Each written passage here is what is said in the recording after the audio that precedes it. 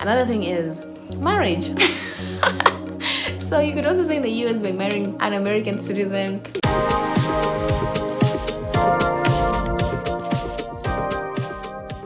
So now you're in America, freshman year, so excited. I was super excited. And probably have homesickness. Sophomore year comes, a little bit confused. Junior year comes, hard decisions to make. Senior year comes, senioritis is in. And now you have graduated. What next? What next? What do you do? Stay or go back? Stay tuned. Hey, and welcome back to my channel. Thank you for staying, thank you for watching, thank you for coming. And in today's video, actually, I'll be talking about people that, after coming to the US as international students, what do you do next after the 4 years? Because there are so many people that are asking, like, can I get a job after graduation as an international student? Can I work in the United States? Can I work in the country that I am in? Can I work in Canada? Can I work in the UK?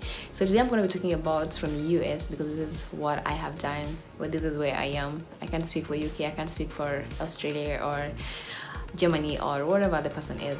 So it's not about asking, like, should I stay after graduation? It's more of questioning your career. Where do you want your career to go, and which place would enable that? So if you start asking yourself that question early enough, asking yourself, where do I see my career, and not about should I stay in the US after graduation, or will I be able to stay in the US after graduation? I think when you ask it from that level, you kind of get mixed up in the middle. But I feel like if you start pursuing your career from the get-go, so when you get here as a freshman year, start pursuing your career, explore different areas, start knowing, eliminating what you like and what you don't like as you navigate towards your end goal. So that is for me what I did. And there is different ways of staying in the US after graduation. And one of them is through work. And this is whereby the US gives the opportunity to work on your student visa. It's called optional practical training.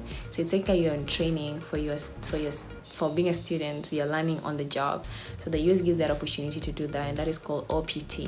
And you only have 60 days to start using your OPT or to start working. So after graduation, you have 60 days to be legal without work. And then after the 60 days, you have to find work under OPT.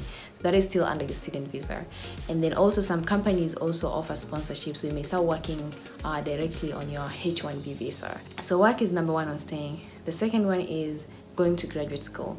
So for me personally, I knew I didn't want to go to graduate school immediately after undergrad. So yeah, I tried looking as a backup plan, but I knew that I didn't want to go to graduation immediately after, because I just don't want to go to graduation just for the sake of, oh, Anne has masters in whatever, or Anne has PhD. It has to be something that I'm passionate about and something that I feel like going to school, adding more knowledge into it, is going to be impactful and needed. So I didn't want to go to graduate school after, but that is an option. Going to graduate school, that's always a good backup plan. Another thing is marriage. So you could also say in the US by marrying an American citizen. That is up to you, not my style. But that is also an option. If you find love, if you love somebody that is American citizen, you might stay in the US. I don't have much say on that one, honestly.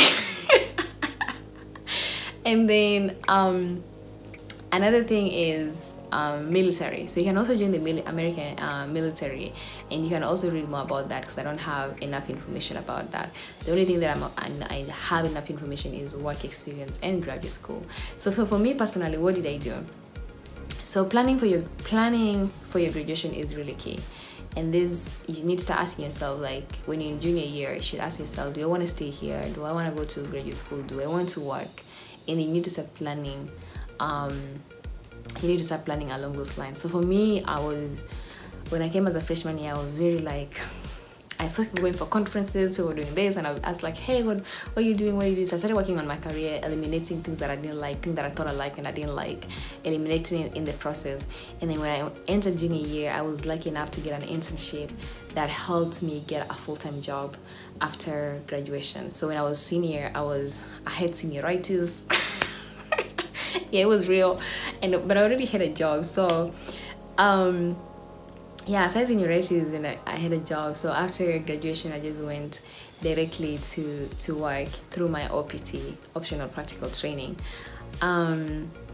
And that is what I did for me. So just starting planning early, start thinking about your career, start thinking about how to because in America, unlike other countries, or unlike Kenya, you can do internships while still in school, and those help you on building your skills, eliminating things that you don't like, and also gives you opportunity to get a full-time job. So in my case, and that is what most international students have done, like they do internship with like good companies, good NGOs, good non-profits and stuff, and from there they can get a full-time job after the internship if they did well and the company has space.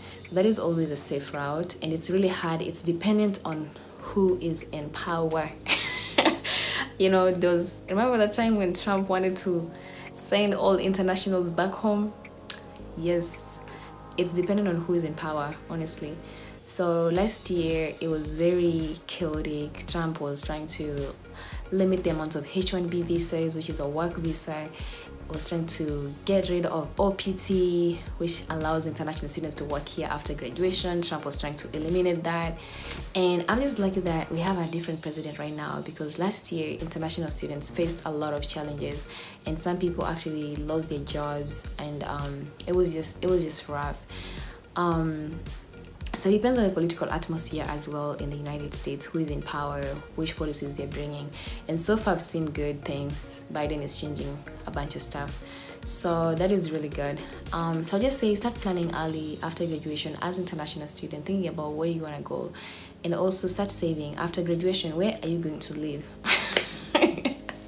You need to start thinking about that, start forming good friends. So for me, I was lucky enough, I had good friends that actually when the pandemic started, I went to stay with my friends, who I also call them my sisters. They are my sisters. I stayed with them, and sometimes we may just stay with friends to share costs, like maybe rent an apartment and then you share costs in the meantime. So building friendship and relationships in school is really key, and that can help you after graduation, where you pull finances together to live together and rent an apartment. So I would say for me, I started really planning for my after graduation in my junior year. I knew that by junior year, by end of senior year, I should have this much money, I should save, I'm gonna need to find an apartment, I'm gonna need to find a place to stay. So just starting to think about those things early enough, so that senior year, because senioritis is real. I was late to my classes, all of my classes, every single day. I was late. I was just tired of school. And so the fact that I had planned a majority of stuff, I just needed to finish the academic work, and that made my life easier compared to some of my friends who had really challenges here and there, and finding job is really tricky as well. So start thinking about those things early. Your junior year, you should start planning, you should start saving, you should start building those networks, finding work. If it's graduate school, start applying early. If you're gonna go to graduate school, start studying for GRE and applying early, so that you're able to find scholarships from here and there early enough. So planning is key, preparation is key. And if you want to reduce the stress of senior added on senioritis, start planning early. After graduation, where do you want to go? Do you want to go back home? That was not an option for me, because going back home to look for work, to look for work is a different thing than hustling in the US for work, because back home it's just a different dynamic. Honestly, I don't want to speak about it. I just knew I was not going to graduate and pack my bags and go back to Kenya, because my family doesn't have a business. My family does not own anything that I'm gonna be like, oh, if I go back home, I have to support myself. So that wasn't an option for me immediately after graduation. I would still like to go back to Kenya, but not immediately. Right now, I need to build my network, I need to build my skills, and when I go back home, I don't have to be begging employers for work, So that is my take.